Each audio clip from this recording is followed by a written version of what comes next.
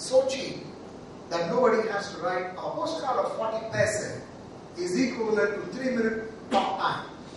And that's what I want to do for India. That was his vision. That was his vision. You may have heard about something called 4G or Geo Infocom, right? And there's a new thing that's coming up. Now he had envisioned this not today. He had envisioned this 10 years ago. And he talked about the power of the digital world. And he would be able to speak with so much amount of passion and exactitude that would completely shake you up. He's the kind of person who would say, next time you want a movie, instead of buying, go to a pan ki dukaan, and instead of asking for a cigarette or a pan, you would say, ask for this movie, and he would give you a small chip. All you have to do is put it against your mobile device, and instantly you will have that downloaded. You don't have to do anything, you can walk away. That's all that you need to do. He was the person who felt you can take your PDA, put it against one of the walls that he has in his pan ki dukaan, and you would have the movie and you could walk on. And he says, that would be so cheap, it will be easy for you to buy it than to download it. Amazing vision. You need a person who has a vision of that nature. There are lots of people who do business. There are lots of people who do business. It's very obvious about the people that I'm talking about, so I'm not going to spend a lot of time on that. But I want to talk to you about somebody whose vision was about how he can provide vision to millions of people around. And there is this gentleman way down south who runs Arundhati. Absolutely. I mean, imagine somebody, all he did was, and there are so many people like that. They come out with just, this is what I think I ought to be doing. And he has a very clear vision about what he wants to do.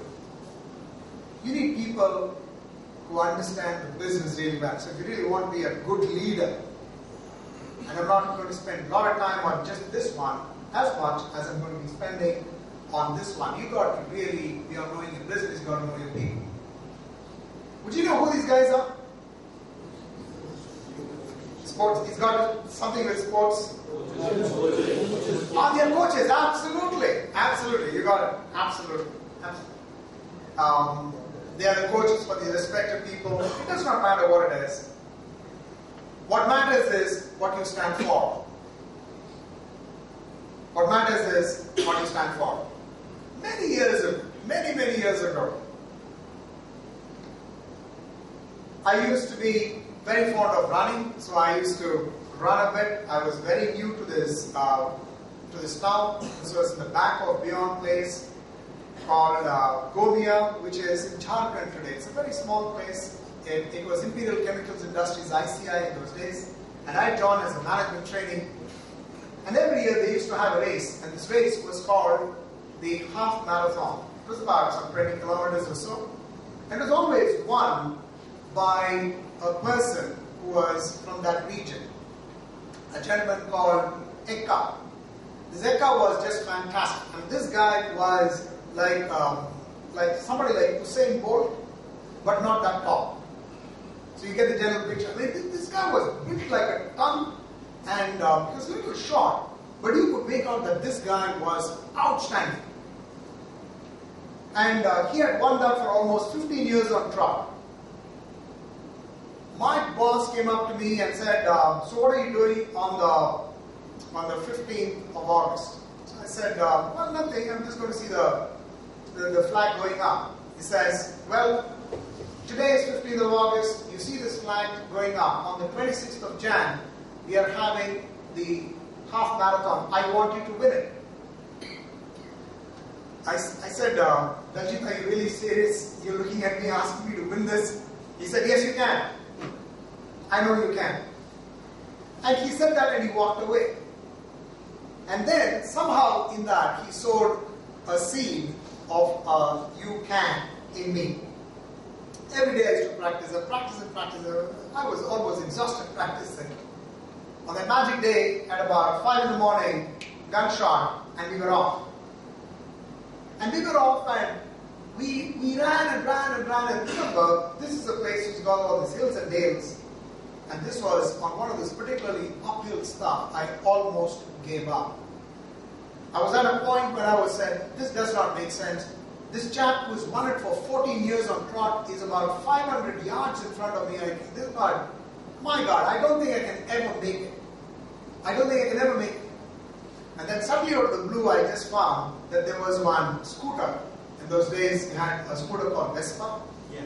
So there was a Vespa scooter, and then there was a Sardar, and his name is Daljit Singh. So Daljit, he's got a scooter, and he is staring after me. And the moment he comes anywhere close within earshot, he tells me two things. You can do it. And actually he said this, Chal re. And the way he said Chal re, it was almost like, you can do it. What are you waiting for? And that's all that he said. And he walked past. And he just drove past. And he was waiting at the other end, where you had to turn and get back. The turning and getting back was even more worse, because you got to have a real big climb. Somewhere, it just snapped within me. And I said, I don't care whether I win this for myself. I want to win this for somebody who's backing me. And that's Daljit. I kept running and running and running. That 500 became 400, became 300, became 100, became 50. But he was still very, very close to the finish line. And that is when I said, I must get one kicker of a break. I dug into all my reserves and ran and ran and ran and up. I cannot tell you the sense of exhilaration I felt when I went past that. At which point in time, the one thing that occurred to me was, it was not me.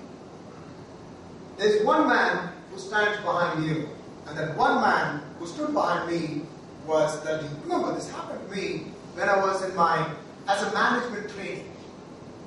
That was almost like some 30 years ago. It's still very fresh in my mind. Very, very fresh in my mind. Why? Because this is what great leaders do. They understand their people. If you want to do an outstanding job, wherever that you are, you better understand every single person that's part of your team. You can get them to work magic. More importantly, in the here and now, I want to tell you something that you may not know. You have no idea what you're capable of. Do you believe that? You have no idea. The best way is to go ask your friends. Of course, there will be some very helpful friends who will tell you.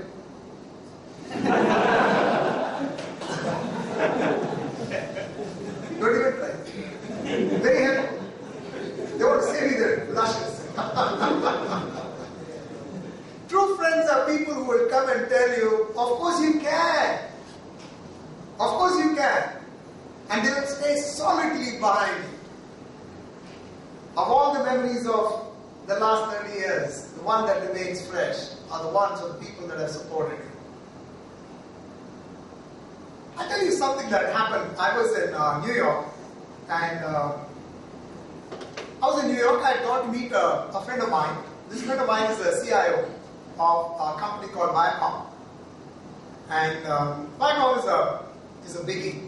It's real big. It's a very, very big organization. He was the Chief Information Officer, named Joseph Simon, batch of 83, my classmate. So I went and I said, hey Joe, I'm here in New York, what do you think? He said, hey, let's catch up. So for him it was always breakfast, because it was easy for him. He lived in another part where he had to drive about some hour and a half or so. So he always used to say, come and stay with me. And he doesn't drink. What do you do with people who don't drink?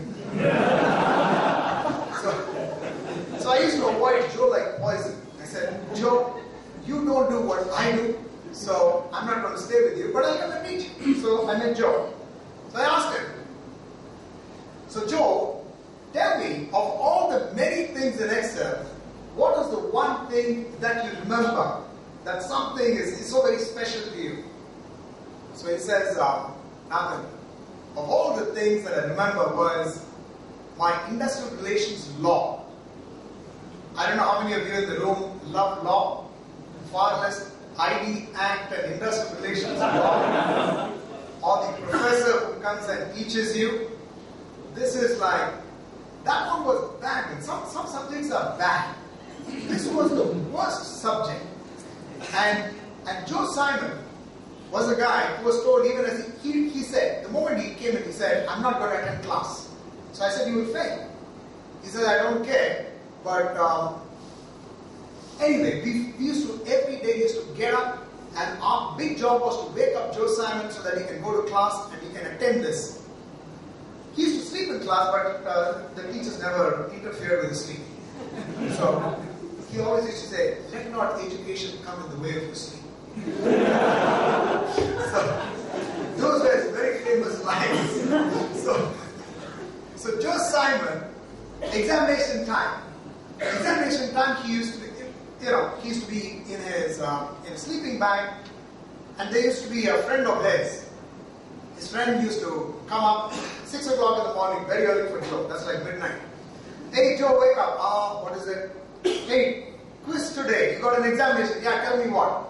So for the next 2 hours, and Joe recounted, this guy used to tell him all about industrial relations law, and every now and then Joe will say, allow me to sleep for 5 minutes. No. Listen, this is the most important act. I'm telling you, this clause is going to come. 18.3. ID Act. If you didn't know this, man, you're going to get crushed under the bus. And Joe used to say, And he was the kind of guy who goes up to his teacher and says, hey, give me a C and keep the change.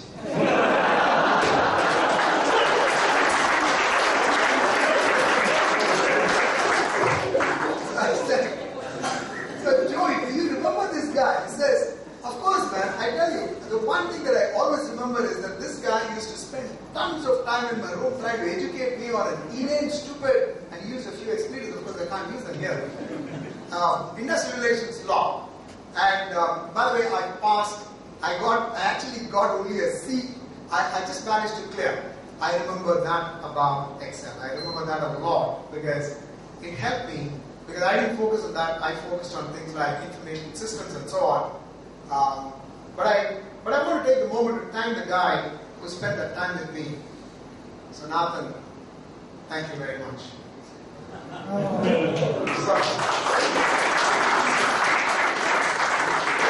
There was this great fear in me that I didn't mind, failing in my class, but I didn't want Joe Simon to be failed.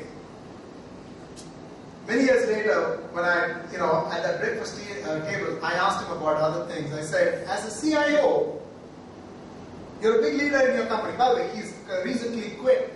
He's joined a company called Condé Nast.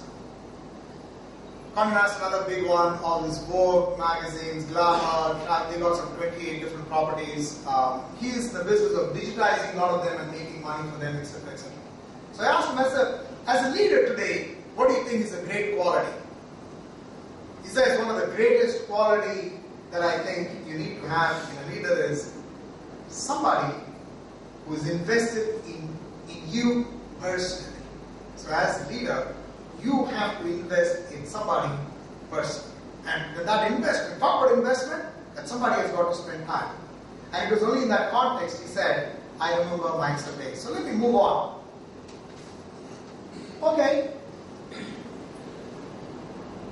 Learn. What do you learn? You learn a lot about the business. You got a few things out here, so I'm not going to talk to you about what these two things mean. But I'm going to talk to you about the one that is even more important. You learn a lot about the people that work with you. First, you've got to learn a lot about yourself.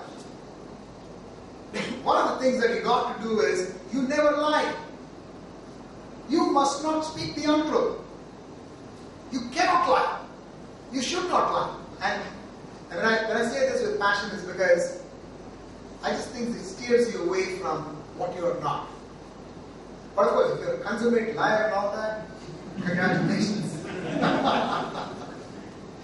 So there's a young businessman who rented a very beautiful place, and he decided that he's got to wait for his customers. So then there was, Subha said, "Dukaan khali hai," nobody has come by. And finally one guy turned up, he happened to be in his overalls and things like that. But this guy said, a customer is a customer. But then he has got to pretend that it's a very busy day, so he picks up the phone, and then he goes into this and he raves and rants, and then makes it sound as if he's very, very busy, and then he puts it back, and then he says, "Sorry sir, I was on the phone, rather busy, lot of orders, And this guy looks up at him and says, "Sir, come to repair your telephone." Part of what you got to do as you're learning is, you have to know what motivates not you, but what motivates your people. Would you know what motivates your friend? By the way, what motivates you? Anybody? What motivates you? Personally, raise your hand, tell me. Yes, sir? Challenge motivates. Fantastic. So it's like, when Sir Edmund was asked, why did you climb the Himalayas and the Mount Everest at that? Why did you do that? And Sir Edmund said, because it was there. Because it was there, he climbed the Everest. That struck me as rather strange, because what could be something as a challenge for you may not be a challenge for anybody else. Just because the Himalayas are there, it's not that you're going to go and climb. Anyways, anybody else? What motivates you? Challenge? Challenge? Challenge, I got a few hands. What motivates you, Sandeep? To see the impact of the work I'm doing. To see the impact and see the results of that motivates you. Okay, what else? Failure. Failure motivates you. And what you can learn from that failure. I mean, you don't start out and say, I feel very motivated, I'm going to fail again. The fear of failing again. The fear of failing again. Fear of failing again. Yes, sir? Happiness. Happiness motivates. Happiness motivates. I want to be happy, I want to, yes, sir? Affiliation. Affiliation. You want to be in the company of happy people. Yes? People motivate them. People who are motivating, and maybe that environment is charged, and that affiliation motivates you. Yes, sir? Appreciation. Appreciation. Yes, sir? The experience of trying something new. Experience of trying something new. Oh, that's a dangerous thing, man. But if it motivates you, and if your boss knows that, how interesting that can be, right? They will know exactly what's got to be done. What motivates you? So I'm back to where I started. I talked to you about the three things that leaders do. The leaders do their own job. 2, they help others do their job. And 3, they help people with their careers. They help people with their careers. Most of what you will do in the industry as you step in, as a leader, is, it's not about you. It's not about you. It's always not about you as much it is about others. It's always about others. And if you get somebody else to succeed, then you succeed. I always say this. One of the nice things about working in a good company, an outstanding company, is if you have a boss who's invested in your career and who thinks that your success is his success or her success, then you have joined the right company. It's almost like Tirupati. You've been to Tirupati temple or heard about this place, right? One of the many things that it's famous for is serpentine queues. One of the great things about Tirupati is all you have to do is get into the queue. After which you do nothing. There are very helpful people who,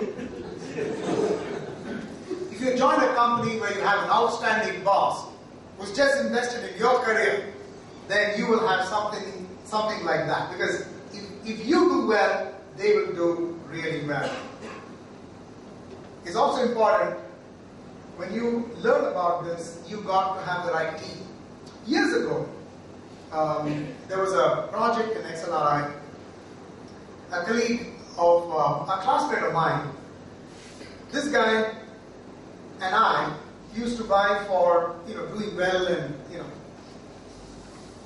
being the topper of the class was important to a few stupid people. That that guy was also like that. And we had to go to Ranchi where there was an inter-something college meet and all that stuff.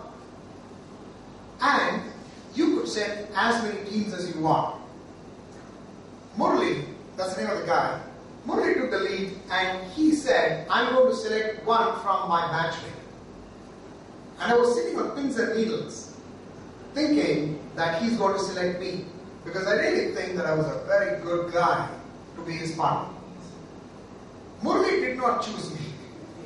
He went and chose a guy who I thought was just about scraping enough to stay clear over the water.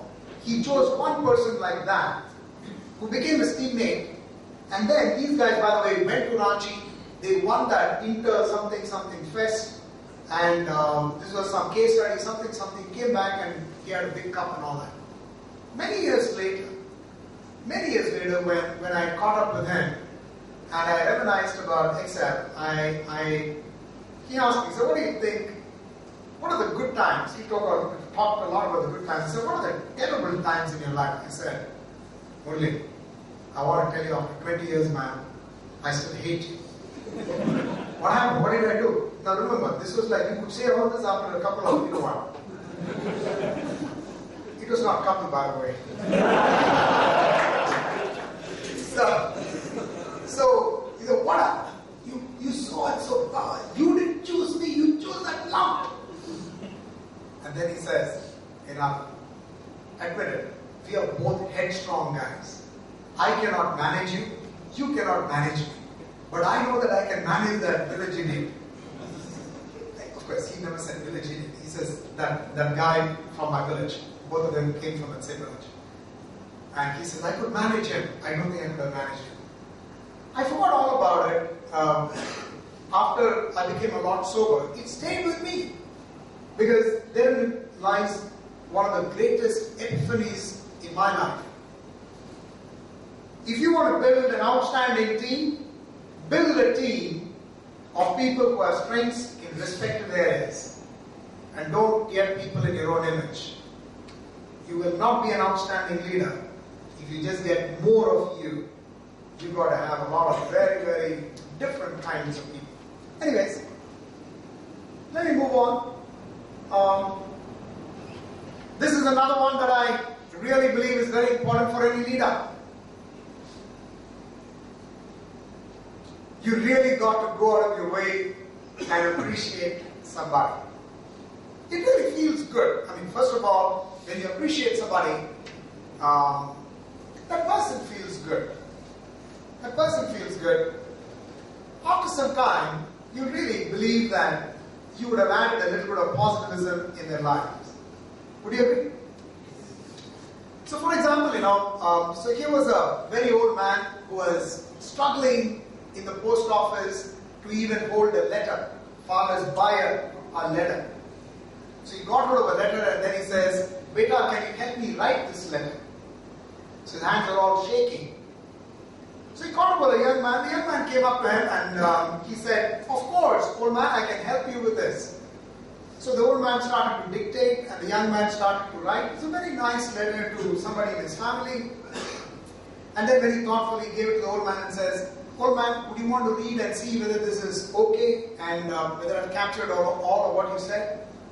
So the old man says, yeah, sure, give it to me. So he puts on his glasses, reads the letter, he says, Beta, can you do one more thing for me? Write a postscript. So he says, yes, tell me, old man, what do you want me to write? Just write a line which says, please excuse my poor handwriting. So, some people really need how to appreciate others. Does appreciation come easy to us? No, appreciation does not come easy to us. Oh, what's your name, my friend? What's your name? Anand. Anand? Yeah. Anand. Anand, I want to tell you, you got a beautiful time. Thank you. You're easily one of the few rare guys in this room who's got a tie. It's very becoming of you, Anand.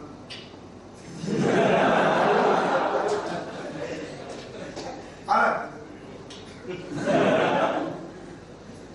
Now, after some time, what do you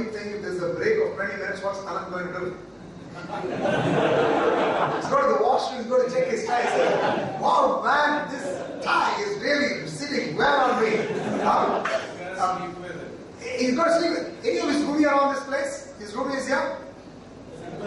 You are all separate rooms. Okay, very good. So his neighbors, please take care, man. He shouldn't go to bed with this tie on. Appreciation does not come easy to anybody. Appreciation does not come easy to anybody. Even at home, you're all quintessential auditors. Why blame anybody? That's the way life is. A plus, A plus, A plus, A plus, A plus, A plus, A plus. Hindi, B plus. What does your mother tell you? Why B plus? Nobody's going to say, Beta, you've done fantastic in life. This is awesome. No, you don't do that. I don't know whether you've seen small children when they crawl. When they crawl, one fine day they stand up on their feet. And when they stand up on their feet, they start to move around a little bit and try to walk and take those baby steps. It's not very well known that they have to make 209 times efforts before a baby can finally stand up. It's a big deal in a baby's life to stand up on its 2 feet. And they take those 2 steps and the baby falls. When the baby falls, the baby cries. When the baby cries, you go pick up the baby, do all this coochie stuff, and then you say, this is the place where you fell, girl. The baby starts to smile. You go spread the word that the baby has learned how to walk. It's a fantastic